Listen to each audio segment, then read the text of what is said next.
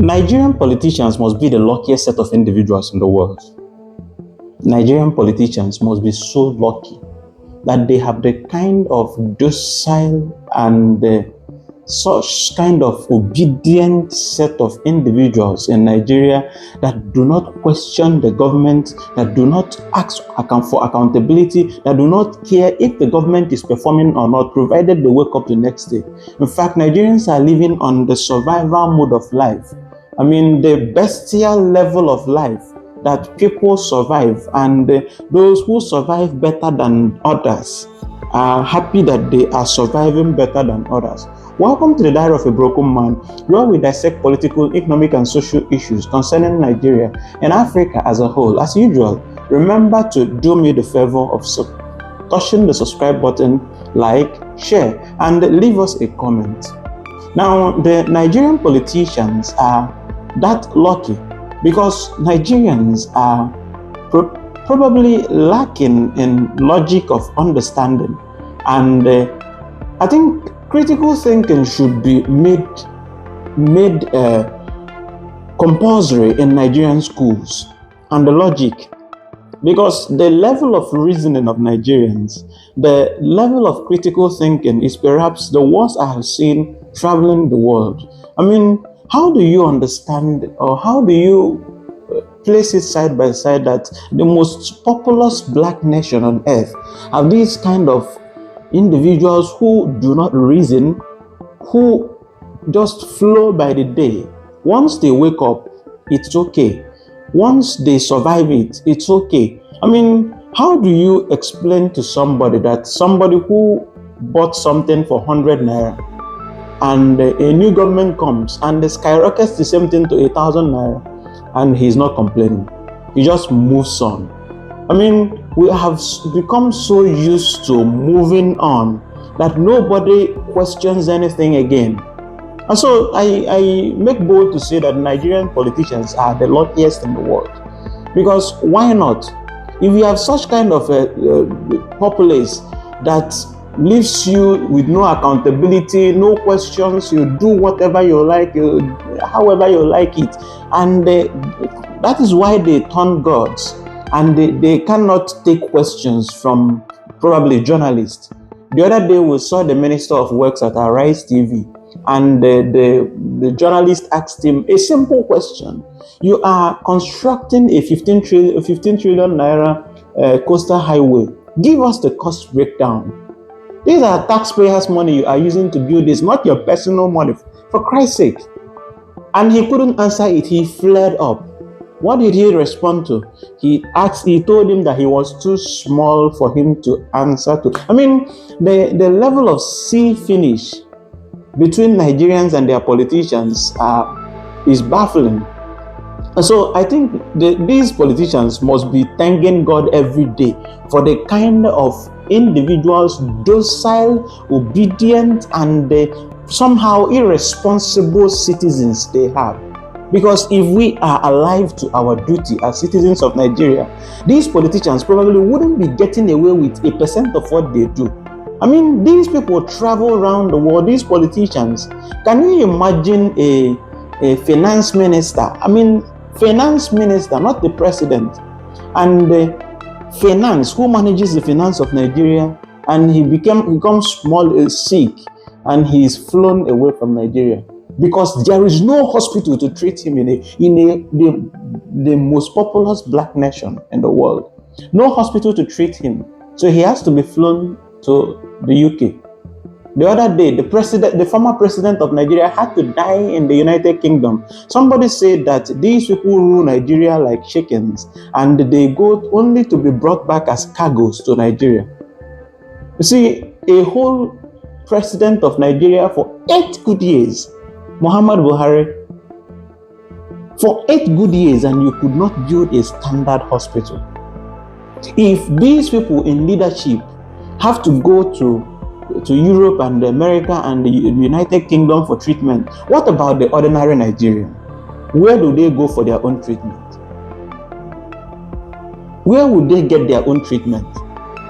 If they have to drive Toyota cars and Lexus, they are Toyota, and probably GMC cars and limousines and all of them, if they have to drive American brand of cars and British and European brand of cars, why are they telling Nigerians to use Nigerian made?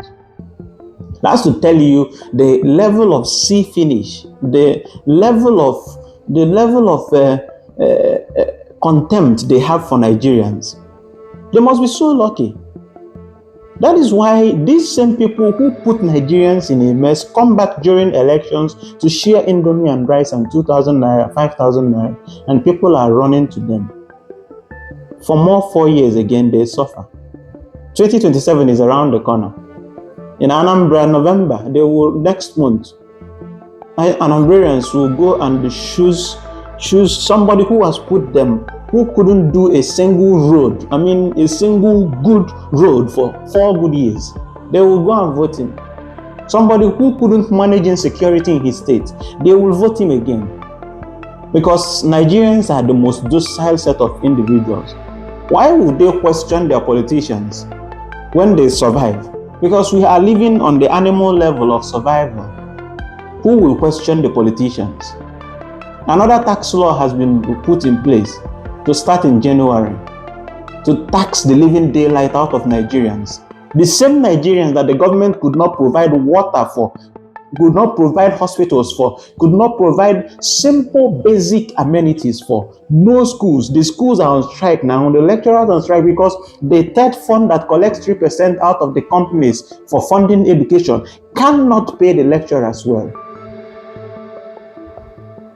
I was reading something on X. Somebody who was working in the United States, a doctor, was earning a certain amount of money that is times 100 what his mates in Nigeria are earning. And these are the people you want to tax. You want to tax people that you don't pay. People that provided alternative means of survival for themselves, you want to tax them. And the same person, taxman, who was against tax, he was against 10% tax the other day, but now he's for 25 and 20%, 30% tax. Isn't that evil enough? Isn't that evil enough?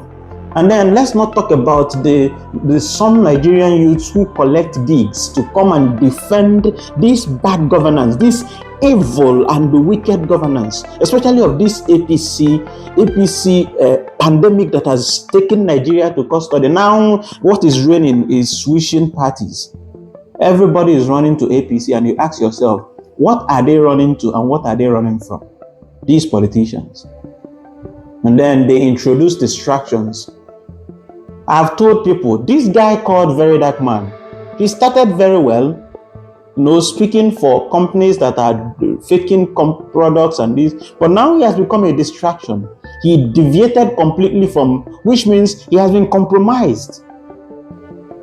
Once Nigerians start to do something very serious, now we are talking about genocide in Nigeria, how Christians are being decimated silently, and nobody is saying anything.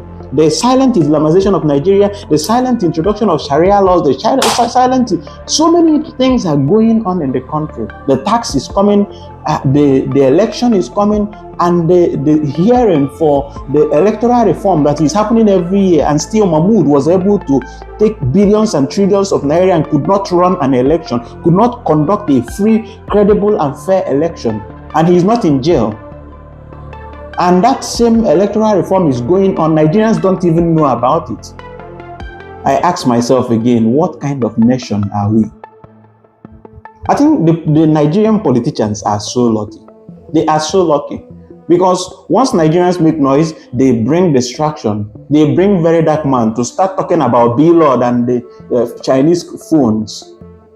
Chinese iPhones.